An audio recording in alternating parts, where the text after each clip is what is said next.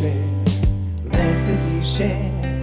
Share a little recipe with Recipe Share. Recipe Share, Recipe Share. Share a little recipe with Recipe Share. Thank you for joining us for this episode of Recipe Share, a program on AADL TV where we take a few minutes to talk about recipes in a featured category. Today's category is Inspired by Fiction. I'm Elizabeth, and as usual, today I'm joined by Katie and Beth to tell us about their recipes. So Beth, tell us about your Inspired by Fiction recipe. Okay, friends, when we decided on this this category, which I think was late summer, I remembered this book called No Vacancy. It's a youth book, and in it, a Concord grape pie is featured pretty regularly, and I'd never heard of a Concord grape pie. So I remembered later, no, I think, yeah, I read this first, and then last year, maybe a couple years now, early in our Recipe Share venture, I got this book, Fruitful, which was 4 seasons of fresh fruit recipes. So it's all these different seasonal fruits, and I think I made something before, but so there's in it is Mom's Concord grape pie. I made this in the fall. I actually made it for Olivia's birthday, my granddaughter's 2nd birthday, which fell on Thanksgiving. And as we tend to do pies for our birthdays, I thought it was fitting to make that. And so I use for the crust recipe, I use the Better Homes and Gardens cookbook I got for our wedding, because that's the crust that my husband and son usually use. I'm not going to rattle it off. I already wrote all my recipes out yesterday, thankfully, but it's very labor intensive to seed the grapes, or to skin them. So I bought them at the farmer's market must have been late October, and I found some that were easy peel. That's what they said. I was like, well, it sounds like that's what I need to do. And you just, you squeeze it out. It's really not that hard, but you warm up the pulp. You separate the skin and the pulp, and I have a picture of that separation. And then you heat up the pulp, and then the seeds start to separate themselves, and then you push it through a colander. Yeah, and so I did all that. I think I must have froze it then for a little bit. You mix the skins with the pulp after you take the seeds out. That's how it gets its grape flavor, and not flavor, but the color, deep purple. So man, it just tastes like a grape jelly pie, really. It was very good. And and here's the picture of the final project. I'm again with my crust making. I'm not a confident crust maker, but and I have a few more tools now that I think would make it easier, so I'm willing to try again. But what I did for the pie, rather than do a lattice, I did a bunch of little circles on it.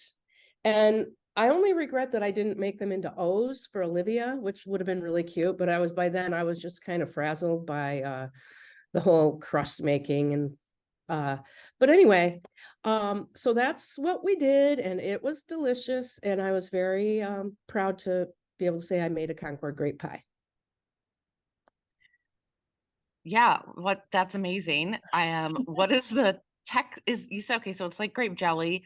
Is the texture jelly like? Does it? No, it's tapioca too. You put a couple tablespoons of tapioca. So it's like a fruit pie. Okay, sure. Grape flavored. And it's And it's purple. It's very purple. If I can find it, I might even have a picture of a purple faced kiddo, but yeah, it's purple. And I was happy with how it looked with the little circles on it. I saw Martha Stewart or someone did a pie like that recently. And like, you don't have to do lattice. You don't have, there's no rules. Yeah, Um, that's true. so yeah, it was fun. It was fun to try.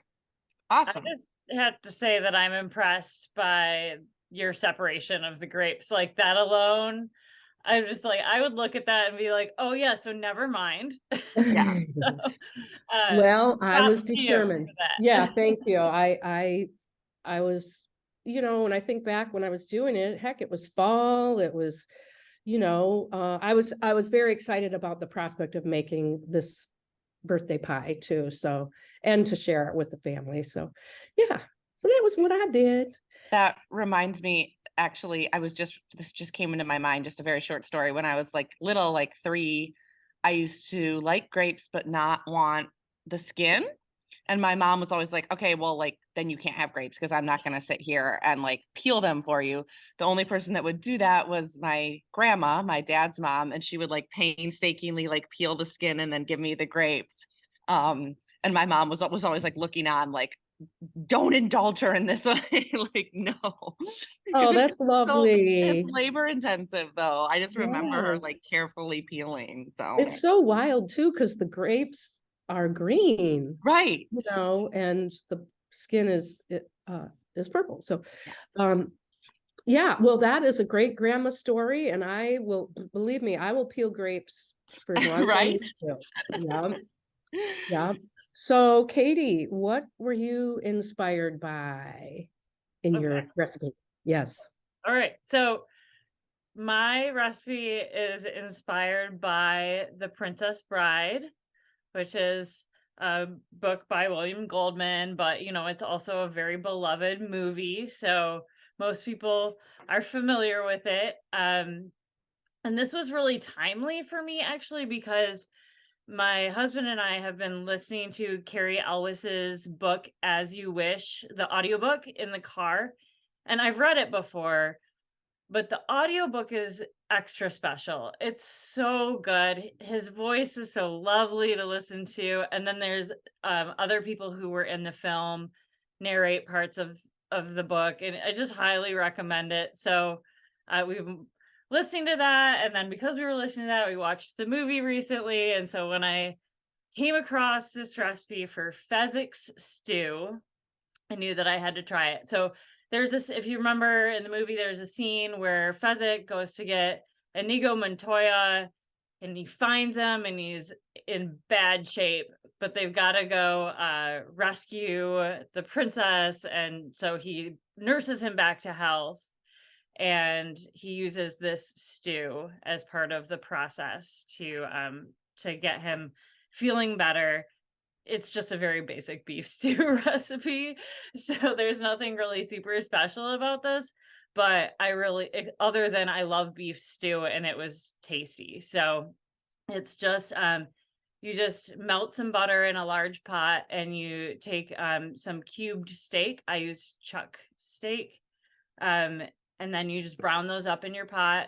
Add pepper, thyme, garlic. Pour in 4 cups of beef broth and simmer that for an hour. And then you add in chopped carrots, potatoes, onions, Worcestershire sauce. And then this calls for 2 more cups of broth, or you can use water. I felt like mine needed a bit more than that, so I ended up using 4 more cups of broth, so 8 cups of broth in total.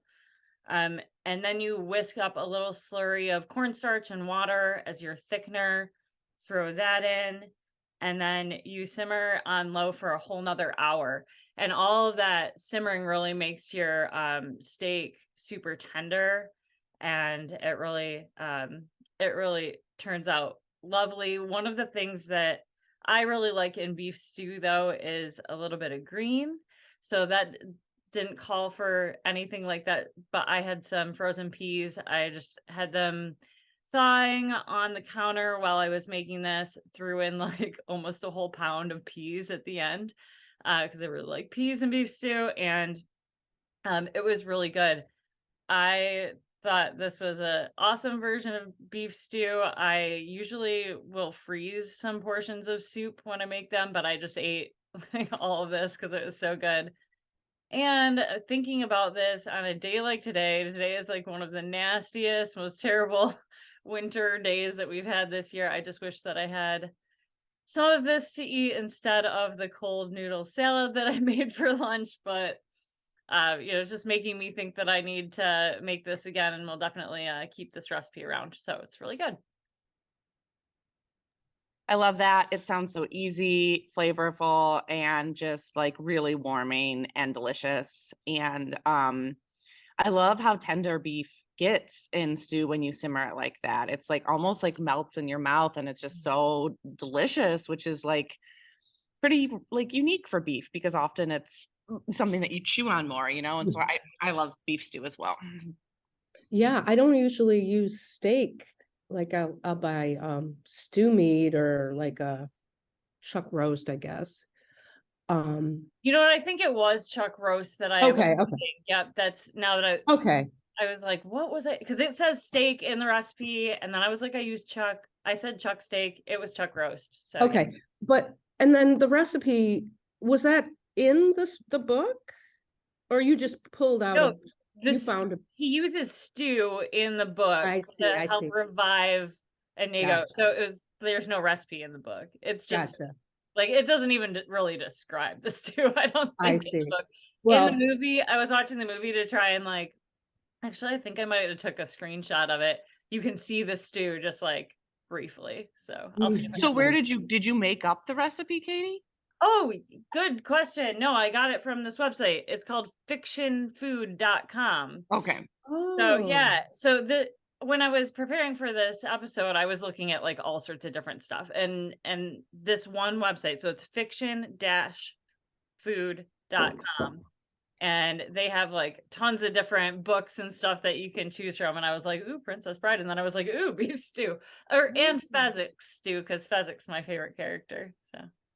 oh wow. I didn't, that's very cool. Good to know. But I knew as soon as we did it, I was making this pie. But anyway, and mine didn't have a recipe in it either. So Well, I love that you found a recipe in a cookbook that went with your book too. That's awesome. thank you. Yeah. All right, Elizabeth, tell us what you were inspired by. Okay, sure.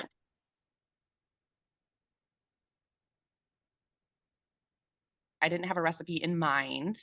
Hang on 1 second, Elizabeth. I'm so sorry. I froze right there, and I'm afraid that it's going to affect the recording. So I'm just going to pass it to you again. Okay. All right, Elizabeth, tell us your inspired by fiction recipe. I will. Similar to Katie, I didn't have an idea in mind coming into this, so I was browsing recipes in fiction. And then I came across Harriet the Spy, which reminded me of, like, it triggered a memory in me of reading about this when I was young.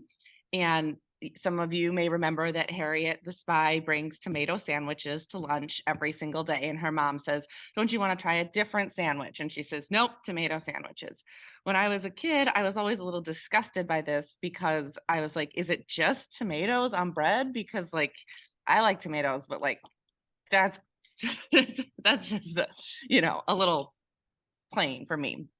But I don't actually know. The book doesn't describe exactly what it is.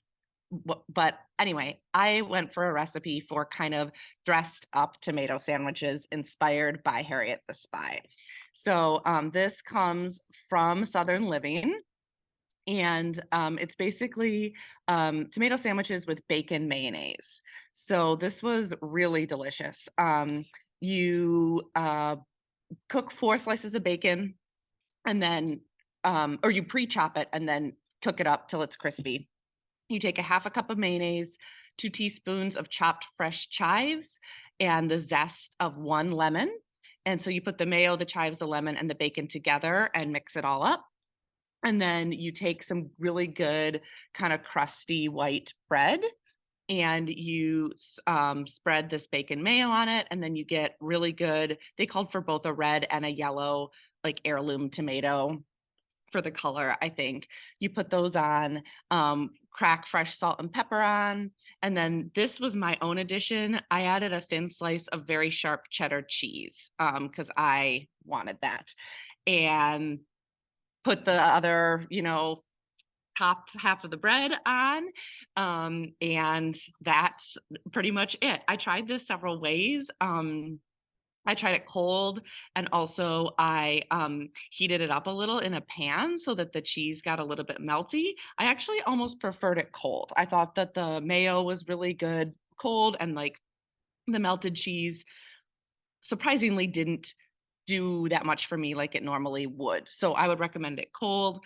You could certainly, Southern Living actually called for like really thin white bread, like Pepperidge Farm, but I like really good bread. So I used like a crusty, good sourdough, and I liked that, but it was a little harder to bite into as it is. So I think it could work with, softer white bread too. And Southern Living suggested like this is like a good appetizer for like a luncheon. I'm not one who's like hosting a lot of luncheons, but if I were, I could see that with like a little toothpick in it, like kind of making them smaller, and they would be like a few bites, and they're pretty. Like the bright tomatoes are, it's really attractive looking. So it was good. I liked it. I am looking forward to eating it this summer when tomatoes are in season. It's kind of like a lighter, I mean, the bacon mayo isn't necessarily light, but it's just simple, it's a really simple sandwich. I don't know if Harriet would approve. I think the bacon mayo might be too much for her, but it was very good to me. And I'm looking forward to adding this to my sandwich repertoire. Oh, and I have a photo here of what they look like kind of sliced, and it's nice. So. Yeah, I like the sound of that. Mhm. I have some bacon in my fridge because we had to cook it all up, and I just, like putting it on a sandwich, even like a turkey sandwich or something would be really good. Yeah, agreed. You had me at bacon mayo. That Yeah. sounds so good. And then, I mean, I love any tomato recipe, so can't wait to try it out this summer. It sounds super tasty. I guess it's basically kind of like a BLT without the lettuce, like a different version, but the chives really added a lot, the lemon zest, like the flavor, it sounds like a BLT, but it did have a different like vibe to it, I would say. Yeah.